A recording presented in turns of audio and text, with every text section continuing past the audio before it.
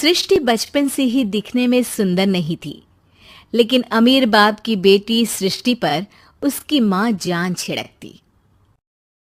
मेरी बेटी कितनी प्यारी है। भगवान सबको सृष्टि जैसी बेटी दे। सृष्टि धीरे धीरे बड़ी होती है।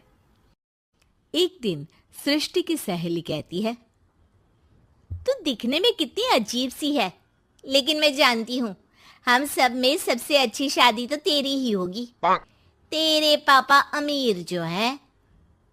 और बता नहीं सकते यार, दहेज तो हर कोई देता है, ये क्या ज्यादा ले जाएगी अपने पति के लिए? अरे बड़े शहर में कोठी है इसके पापा की। अरे पापा की है ना, कौन सी इसकी है? इसकी होती तब तो कोई भी लड़का इससे शादी कर लेता। अरे पापा की मतलब पापा की है तो मेरी ही है ना? किसने कहा? अब तेरी तो तब होगी ना जब तेरा भाई ना हो। वैसे भी शादी के बाद सारी प्रॉपर्टी भाई के नाम होती है। सृष्टि समझ जाती है कि उसे किसी भी हालत में माँ बाप की सारी प्रॉपर्टी को अपने नाम करना है, लेकिन कैसे?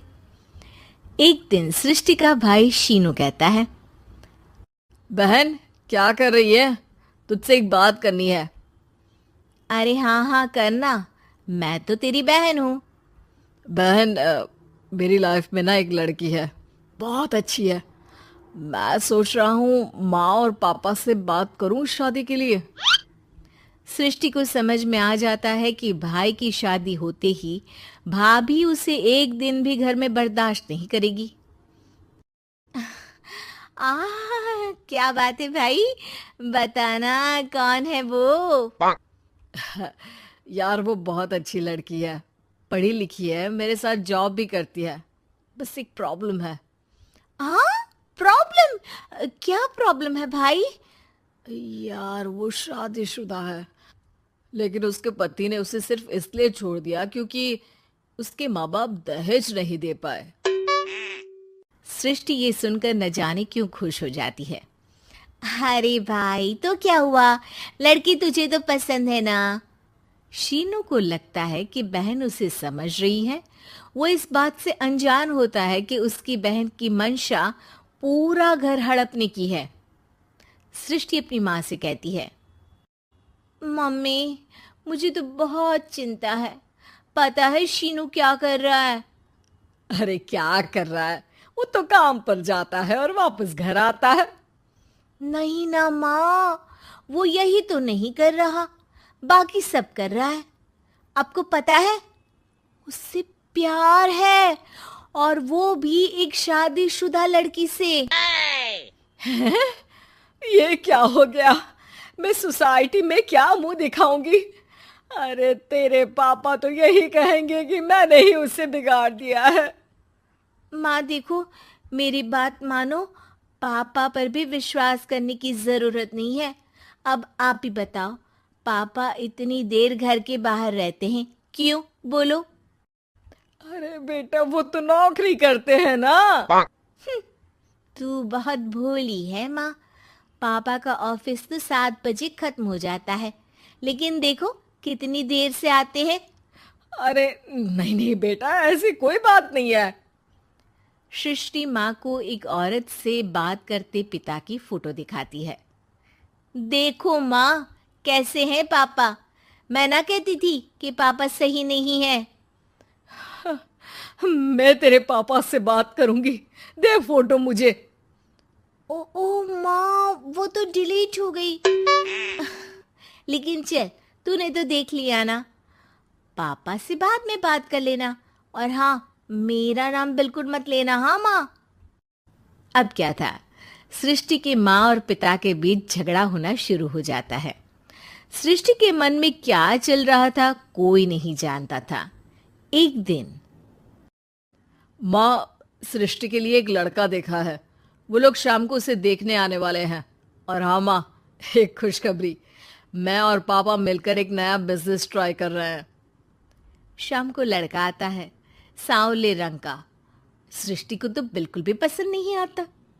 लड़की की माँ कहती है, लड़की का चेहरा तो कोई खास नहीं, लेकिन अगर मेरे बेटे को आप लोग सेटल कर दें तो मैं उसकी शादी आपकी बेटी से करवा दूं।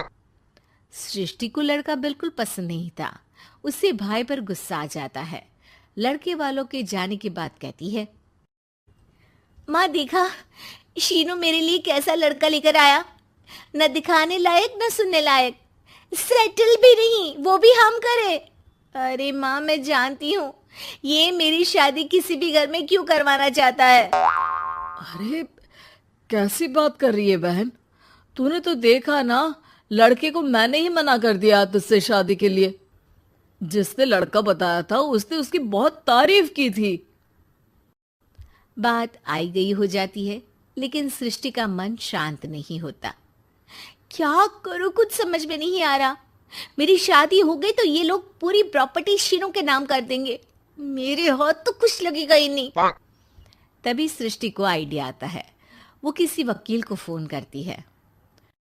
जी देखिए, अगर आपके मम्मी पापा का तलाक हो जाता है तो आपके पिता की आधी प्रॉपर्टी आपकी माँ के नाम हो जाएगी, फिर उसे वो किसी को भी दे सकती है। सृष्टि अब माँ को बेटे के खिलाफ भरती है। माँ शीनू पर नजर रखा करो, वो जिस लड़की के प्यार में है ना वो शादीशुदा है। यहाँ आएगी सारा पैसा रुपया जमीन जायदाद सब हड़प लेगी। पापा का भी हाल तुमसे छुपा नहीं है। ऐसा ना हो कि मैं और आप एक दिन सड़क पर भीख मांगे। हे भगवान, मैं तो जीते जी मर जाऊंगी अगर ऐसा हो गया तो। ऐसा हो गया नहीं माँ, ऐसा ही होगा। अभी समय है, आगे का सोच लो। मैं तो कहती हूँ पापा से आधी प्रॉपर्टी लेकर अलग हो जाओ। पापा की आधी प्रॉपर्टी भी हम लोगों को अगर मिल जाती है ना तो अगले 7 जन्म सफल समझो। बेचारी माँ बेटी के कहने पर पति से तलाक लेकर अलग हो जाती है। सृष्टि अब पैसों से गाड़ी और अपने दूसरे महंगे शौक पूरे करने लगी। उसके दोस्त भी उसके पैसे इस्तेमाल करते। सृष्टि, कल तुम कहाँ थी? मैं सारा दिन घर पर अकेली थी। तो मैं क्या करूं? मैंने ठेका तो नहीं लिया है ना तुम्हें संभालने का। माँ को सृष्टि से ये उम्मीद नहीं थी। वो बैठकर रोने लगती है।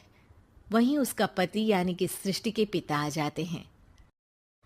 मैं जानता था कि तुम्हारा यही हाल होगा, तो आपने मुझे रोका क्यों नहीं? मैं रोकता तो तुम रुकती क्या? सृष्टि के कहने पर तुमने मुझ पर अपने बेटे पर शक किया, लेकिन तुम ये भूल गई कि कैसे हम दोनों ने मिलकर जीवन में इतना सब खड़ा किया। माँ पति के गले लग जाती है। मुझे माफ कर दीजिए, मैंने आपकी कमाई का एक बड़ा हिस्सा गवा दिया। कोई बात नहीं, तुम साथ हो तो मैं ऐसी 7 प्रॉपर्टी खड़ी कर दूंगा। तभी वहां सृष्टि आ जाती है रोते हुए। माँ, मयंक ने मुझे छोड़ दिया। वो बोल रहा था जब तक मेरे पास पैसे थे तब तक ही वो मेरे साथ था। पापा